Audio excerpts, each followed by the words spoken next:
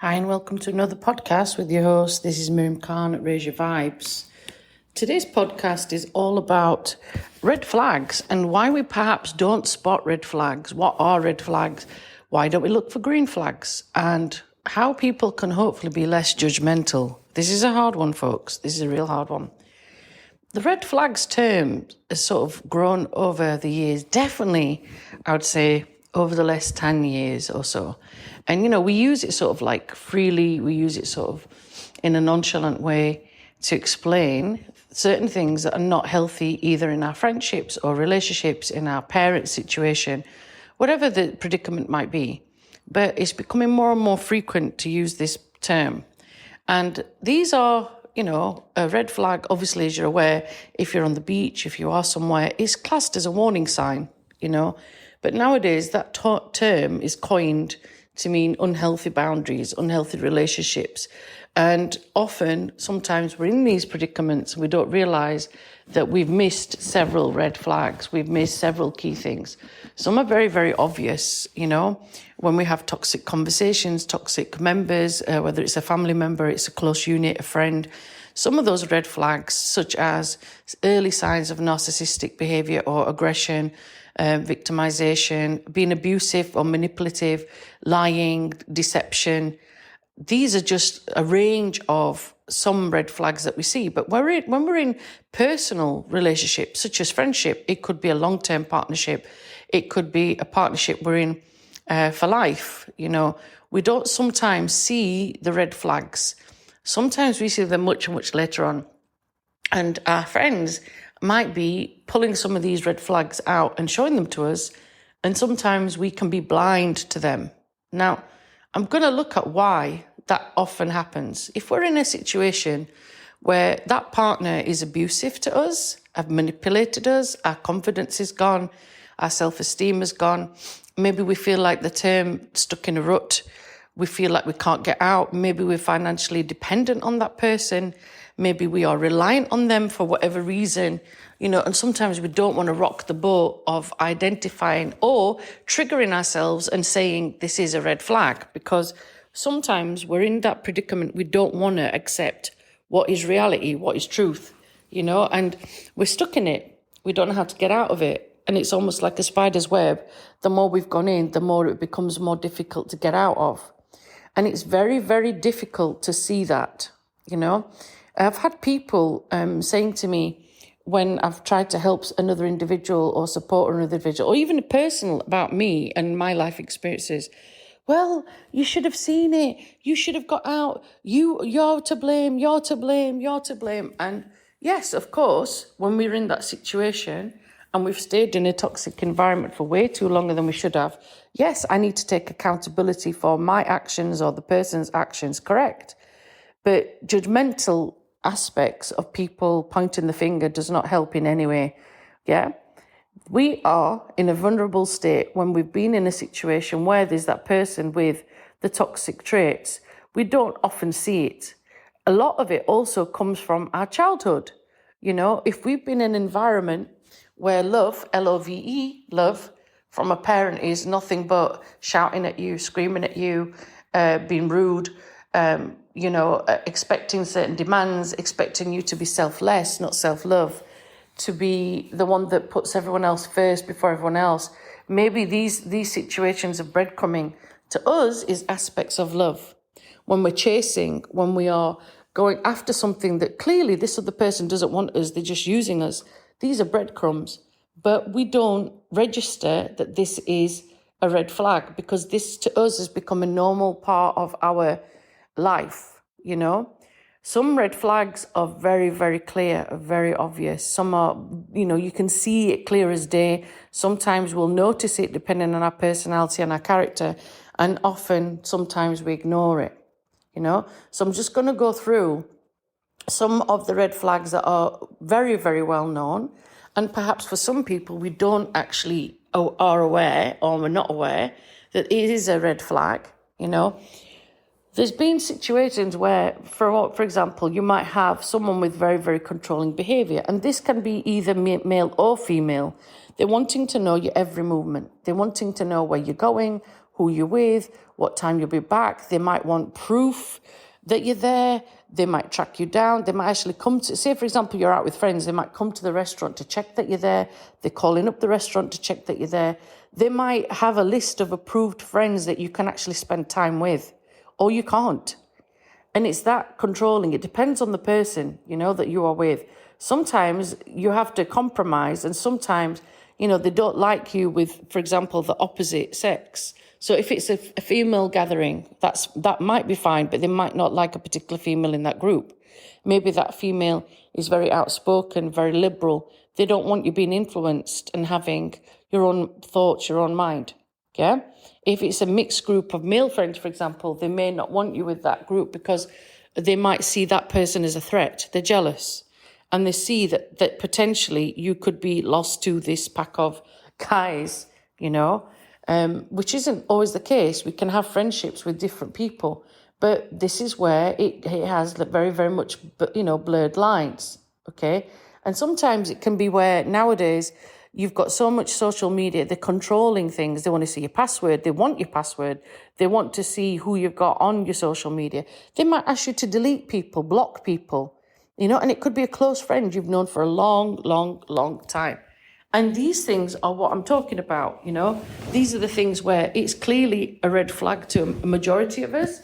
Sometimes we do it for appeasement because we think, okay, just to shut that person up, I'm going to be quiet. And sometimes we don't, okay? Moving on, you might have, clearly from what I've just said, a lack of trust, a lack of respect. Those boundaries are very blurred. The boundaries between the trust, between that healthy relationship, or what you think is a healthy relationship and it isn't, is very, very unstable, right? And your friends, your colleagues, your family members, they will also point that out to you. And sometimes in these situations, whether we mean to do it or not, we isolate ourselves because that relationship requires us to thrive. And that partner will undoubtedly make us choose. And sadly, 9 times out of 10, we end up cutting our family members and friends off, right?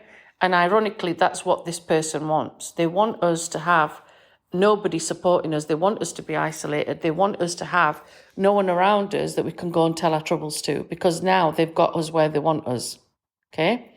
That emotional support is meant to support you and to comfort you and to be like a pillow of comfort, especially in very, very difficult times. And this individual, like I said, whoever you're with, they've done it on purpose so that you can't go complaining and whinging, because when you do, people will flag up to you, hold on a minute, this isn't right, this isn't correct. How you've been treated is bang out of order. It shouldn't be happening like that, Later on, some people may, unfortunately, feel physical abuse, mental abuse, emotional abuse. Physical abuse, as we know, can come in any shape, form, direction. And it is very, very tragic. And a lot of people don't report it. They suffer in silence.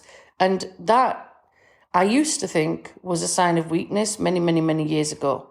Not from a judgmental point of view, but only when you go through something like that yourself and you realise, actually, it takes a lot of strength for that person to remain silent. Because that pain eats away at you eventually. The trauma eats away at you eventually. And holding on to it and having lots and lots of mental health issues is not something for the faint-hearted. The emotional abuse is on another level. Bruises, as bad as they are on a physical level, a lot of times people will not go report the physical abuse, by the way. They will suffer a lot of horrible, horrible things.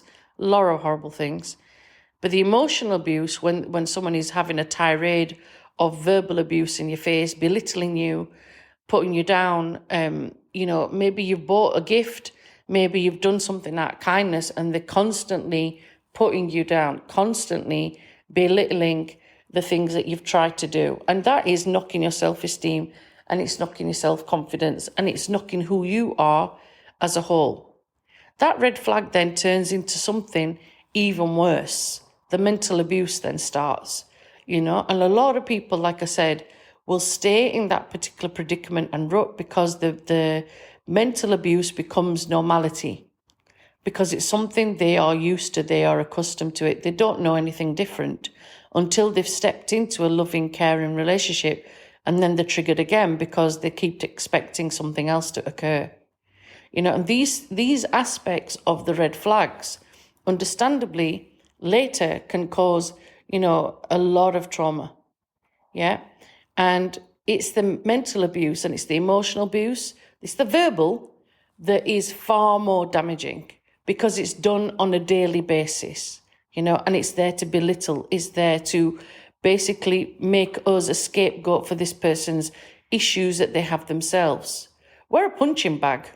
We're a verbal punching bag. We're a physical punching bag. This person that we're with has clearly huge issues, and this can occur. There may be some individuals that have clearly some substance abuse. They're addicted to certain drugs. They're addicted to certain patterns. It may be certain substances. It could even be medication for mental health, diagnosis. Some medication can be quite addictive. It has side effects as well. And obviously, when we're dealing with issues like that, that person can turn either mellow and chill, or they can be very, very, abusive and self-destructive towards us furthermore. And that is a whole different level, of abuse in itself. I've touched upon the next one in one of my other podcasts, but I'll do it briefly here. Narcissistic behaviour is a red flag, a clear red flag.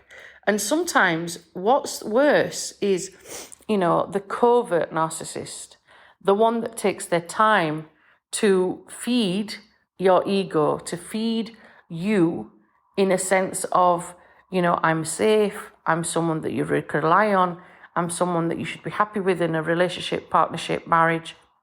I treat you well, I take you out, I give you all the things in front of society, that you are after in a relationship, but behind closed doors, it's a completely different ball game. This person clearly has delusions of grandeur. They are able to very easily manipulate you and other people around you. They have ways of acting, and it is acting because in front of a person, they'll behave in one particular way, and then in front of you, it's totally different. So don't be fooled by that, because that does occur, okay? And narcissists, especially covert narcissists, will do things where they think the whole world basically drops around them, and it's not. They're driven by their ego. They've got a lack of self-confidence, but they are driven by their ego. And their trauma that they leave us with is on a whole nother level. A whole nother level. It can be very, very exhausting, traumatizing, recovering for something like that. And believe me, you end up purging as well for a long, long time. You don't realize that you've inhibited and allowed lots and lots of patterns of behavior to become normal to you whilst you're in that relationship. Sometimes you've kept quiet, sometimes you've kept silent, because fighting back, I mean verbally, or saying no. When I say fighting back, I don't mean throwing punches, but you are trying to exist. And sometimes keeping your mouth shut might be an easier solution than actually voicing your concerns. But unfortunately, it causes more issues to us as well. Some other red flags, you might have this individual having huge, huge anger issues. And I mean huge anger issues.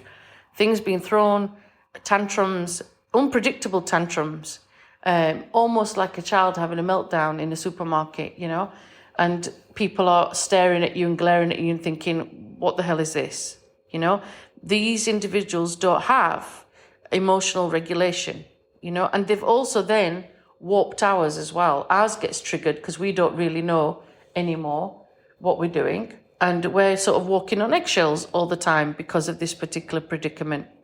And, we should be feeling with a partner that we can tackle difficult subjects in a safe zone, in a safe place where we can talk with ease and comfort. And even if it's not a nice conversation that we're going to have, it's said respectfully, and it's answered respectfully, it's said respectfully. The person will see where you're coming from because they understand you're laying your cards bare on the table and saying, look, I'm not happy here and things need to change. That's another aspect.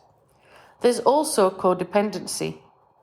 Now, if that individual with a red flag has made sure that you're away from friends, family, close ones, even work colleagues, then it gets very, very difficult because you're then codependent on them.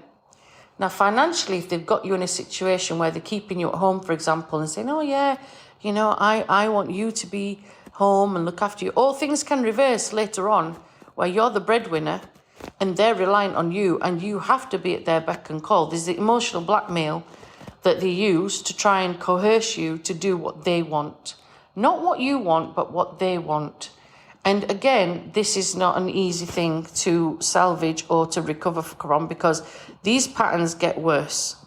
These patterns get severely worse to the point where you can't say no, you struggle to say no, and even voicing your discernment, whole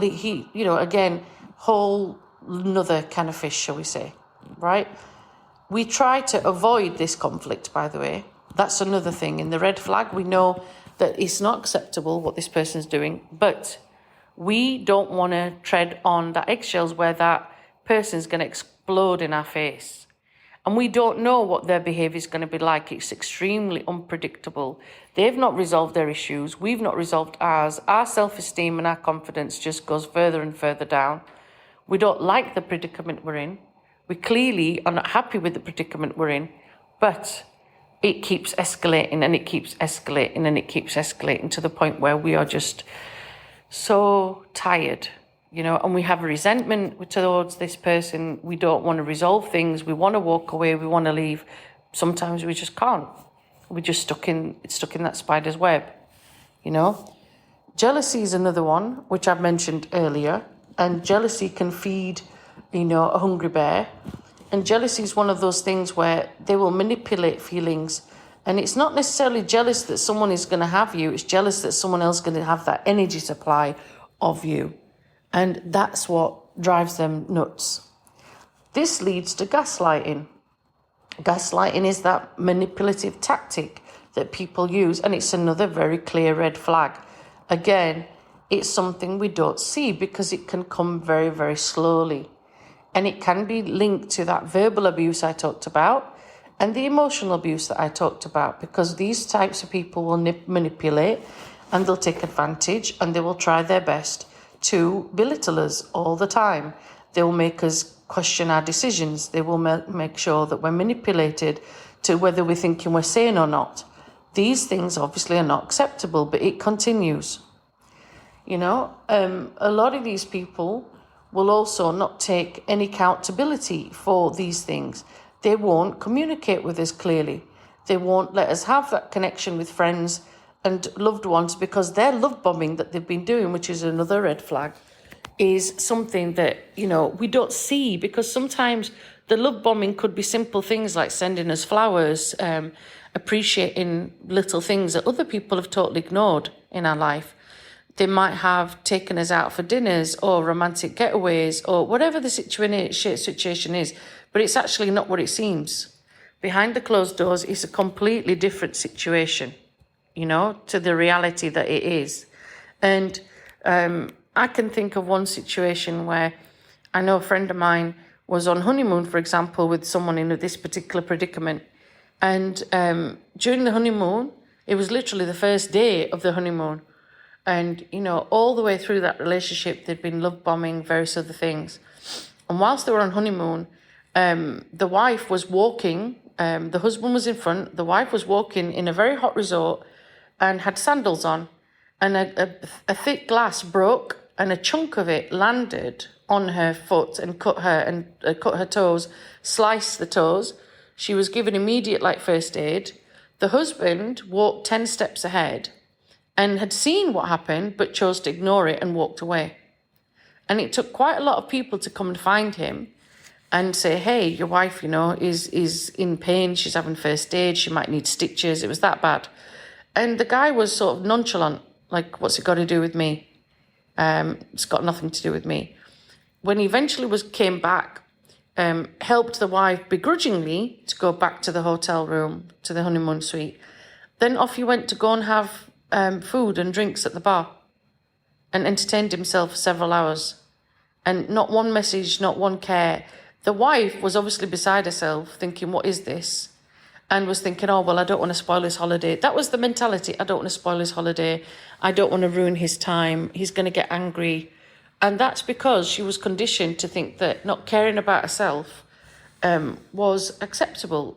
Throughout that relationship, prior to the marriage, it was a different ball game, And then obviously he showed his true colours once they'd got married, big time. So how do we get out of these situations? How do we spot them? Sometimes we don't. We really don't. But things we need are honesty, being humble, being strong in the sense of knowing that, that this situation is not what I need. It's resilience that I need. Self-care.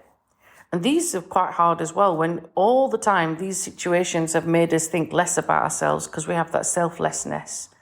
We need self-loveness, and it's very, very difficult. You have to try and sit back and think about the needs that you've got, your own acknowledgement of your own self-needs. Do I deserve this? No, I don't.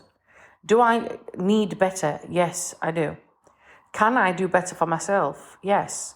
Will being out of the relationship serve me and my family better? Yes. If you're answering these particular questions, you need to come out of it, And it's very, very difficult because these situations are not easy to get out of. They're very toxic. Like I said, if you're financially reliable on that person, it's very difficult to get out. We need communication. We need to not be overly emotional. Definitely we need professional help, which is not always easy because not everybody can afford it. And it's hard when they've cut us off from our friends and loved ones to be able to talk with someone. If you're lucky, very lucky, there may be someone that can support you and can help you. Maybe on the sly, someone is still in contact with you and helping you, but that's not always the case. Later on in life or later in that relationship, we can try and set boundaries. These are also not easy to do, but it's all right. And the boundaries help us to assert ourselves. It helps us for that confidence. It helps us to say, hey, this is not acceptable with me. If you're lucky, you might be able to reconnect with your friends and family, like I said. You might be able to come back. You might be able to know when it's the right time to leave. But it's very, very difficult. Some people have, like a 3-month rule, like, this isn't working for me, I'm out. Well, how do you get out when you're married? Do you know what I mean? So sometimes we don't know that situation, and it's very difficult to deal with the conflict that comes from those red flags in that relationship. It's very, very hard to leave those types of relationship because we've become accustomed to it being love, and it's not. When we've been in a situation where it's very, very toxic, we're not aware that we're in a toxic majority, relationship, and it's one-sided. We're not aware that we've been manipulated and controlled, love bombed, used. Our energy is basically so exhaustive. We don't know that. And we'll have people saying, well, you're dumb. You could spot this. Well, you stayed there. You'll have people saying, unfortunately, very, very hurtful things. But nobody understands till you're inside that predicament. Because these people are smart. These people are well tuned and know exactly how to play you like a game of chess. And they've got you cornered many, many times. Many times. And it's very, very hard to be defensive in that relationship and come out of it easily, because these individuals will devaluate us. These individuals will, underestimate your relationship, and they will not necessarily see what needs fixing or healing. They will want to argue over it because they don't see the point of repair. They're not in it for the long-term goals. They're in it to get what they can, And sometimes when you keep running to a family member or friend, they'll get to the point where they're tired of hearing it because you're not doing something productive about it. You're not leaving, for example. You're not getting out. And they don't consider the fact that there's all sorts of different aspects to this. It's not an easy thing to get out of. When you've got someone being sarcastic all the time, ridiculing you, name-calling you, not just the physical side, even scoffing, just simple things, belittling you. They can't apologize. They don't change their behavior. It's very, very hard for us to get out. Very hard to get out. Sometimes you can do something called, stonewalling your partner. This is where, you just stop interacting. You might not even nod your head. You might just go, I'm not even going to interact anymore. It's almost like you just shut down completely and you're not there. And this is also a response to the trauma we're in, this response to the issues we're in, because we just can't cope with the overwhelming of abandonment and feelings and basically the chaos that's, been around us big time. So these behaviors take a long time for us to adjust, and what we can do without realizing it is listen to our body. Your brain's going to be telling you certain things. Your body definitely does. Sometimes we ignore that fight or flight patterns. We ignore what's clearly in front of us, where we're dehydrated, we're dysregulated, we are losing sleep, we're not well, our hair's falling out, our skin looks awful, maybe we've aged, we can't speak about our concerns, we just can't eat or stomach anything. We need therapy.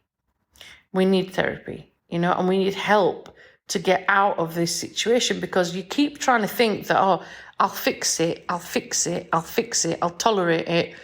You can't fix something like that. There's no healing to that. The healing comes to you. Yeah, this other person, you can't fix them. They're broken. That sounds rude, but they're broken. They're going to keep continuing this with either you or anyone else they meet. They're in a broken pattern, and they're going to keep doing it. And if it's not you, it's someone else. So you have to try and leave. You have to try and look after yourself. You have to try to get out of it. And if some of the things I've said in this podcast are things that you're starting to recognize, somewhere privately, jot them down. Somewhere privately, look back at yourself. Take ownership. Seek help. Seek support. In ways, sometimes in many, many places there's a Citizens Advice Bureau. There are some counsellors that will do some work for free. There's also local churches, priests in whichever faith that will be willing to counsel you and listen to you as well.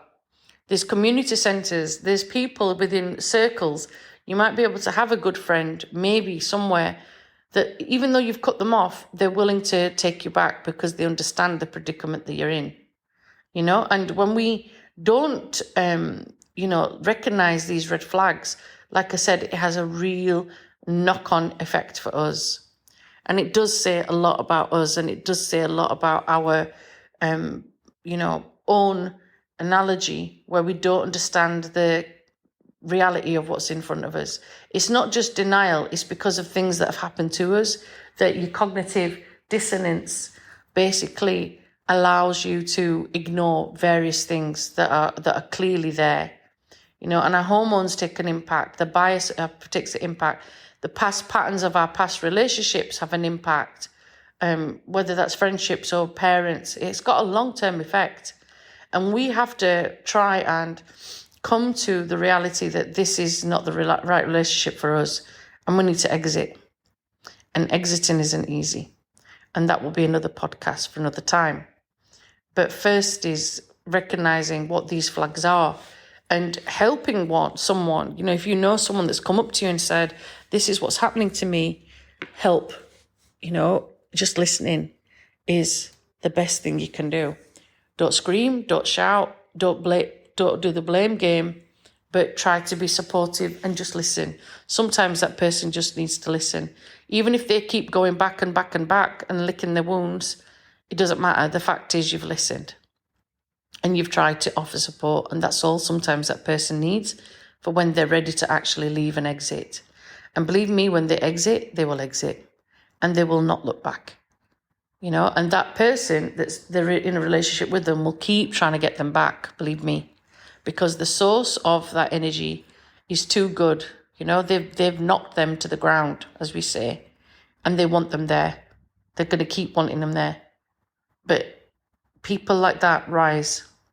Phoenix rise from the ashes, and it's just a matter of time. I want to send a lot of big hugs to anyone going through that. And I want to send love, and I want to send blessings, and I want to say to you, you're not on your own. And it takes a long time and a lot of healing and a lot of purging and a lot of changing your own ways, being by yourself, being in recovery mode, around a supportive network to understand you deserve better.